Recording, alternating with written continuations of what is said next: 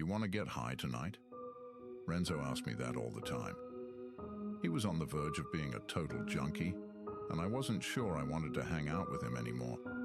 It felt like he was always one bad trip away from falling apart, and I was scared I'd end up just like him. "What do you have in mind?" I asked. After my breakup with Layla, everything felt empty. Maybe getting high could take the edge off. She didn't deserve all my drama anyway. I knew she was better off without me, but it didn't stop the hurt. "Meet me at Turo's place. He's got something new to try." I felt a little better hearing that. Turo wasn't as sketchy as Renzo's other friends, and his apartment wasn't disgusting like the others. "You know I'm not into needles, right?" Renzo grinned. "Relax, man. It's nothing like that." So, I went over to Turo's apartment around 8, already a bit buzzed from a few beers, but still nervous. Turo handed me a drink and seemed excited. Too excited. He dropped 3 white pills on the table. "Got these from a guy I know in Thailand," he said. "This stuff is next level. It's called Endless." Renzo didn't even hesitate. He popped the pill right away. Turo did the same, so I figured why not. I swallowed mine and sank into the couch, waiting for something to happen. The room started to feel like it was stretching, like everything was bending. I felt so weird. And then I blacked out. When I woke up the next morning, everything seemed normal. We said our goodbyes, and life went on. Nothing special. A few years passed.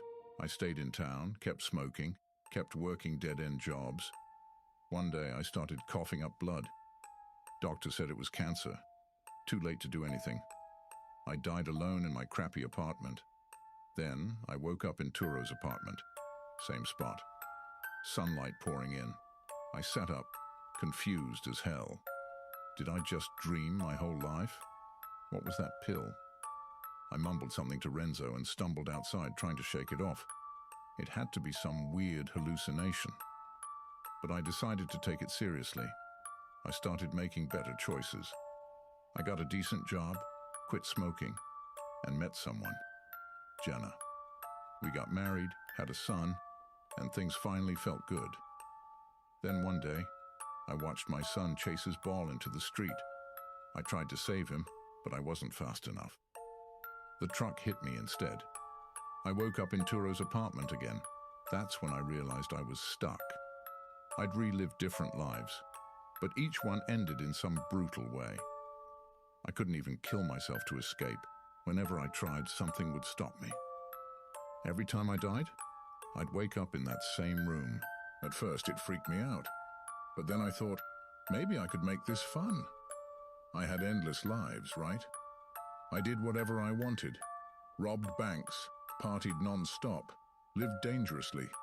But no matter what, I'd end up dead and back in Turo's apartment.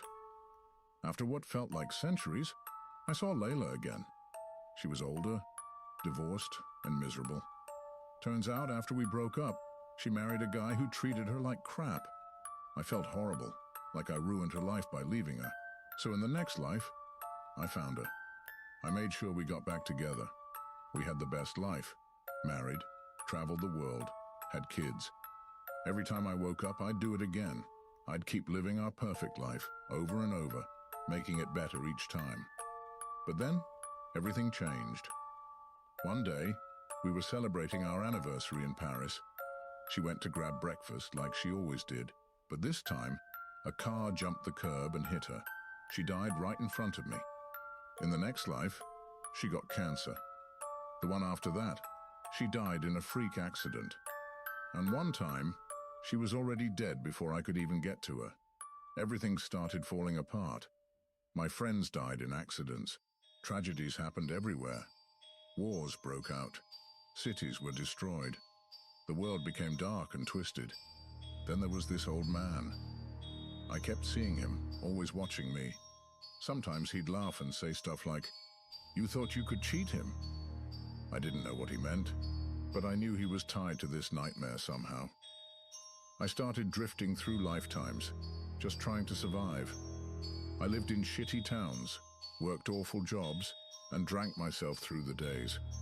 Every few lifetimes, I'd run into that old man again, and he'd just laugh at me. One night, in some bar in a rundown city, I finally had enough. I walked up to him. "Who the hell are you?" I demanded. He grinned. "You're not asking the right question. You want to know where this ends?" "Yeah, where?" He leaned in close. "Go to Abyssos. He's waiting for you there." So, I searched for this Abyssos place, thinking it might be my way out. I spent lifetimes trying to find it, but all I got were dead ends. Nothing seemed real anymore.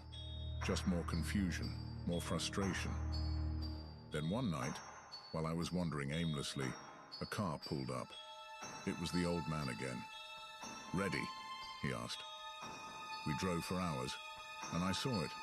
The glowing city of Abyssos, shining in the distance. He dropped me off, and I walked toward this giant tower in the middle of the city.